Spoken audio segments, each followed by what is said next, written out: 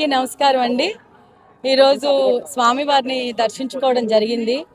అయితే నిన్న శ్రీరామనవమి ఒకటి, తర్వాత ఈరోజు నా చిన్న కొడుకు మొదటి పుట్టినరోజు.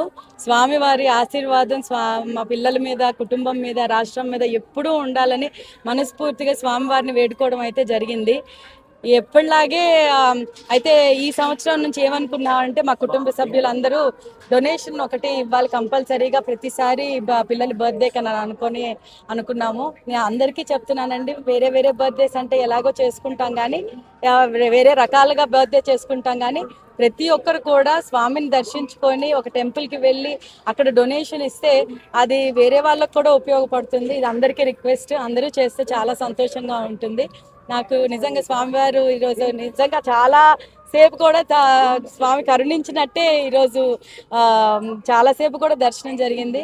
అందరూ బాగుండాలి, అందులో మేము ఉండాలన్న కుటుంబం మాది. స్వామివారి ఆశీర్వాదం రాష్ట్ర ప్రజల మీద ఎల్లప్పుడూ ఉండాలని మనస్ఫూర్తిగా కోరుకుంటున్నాను.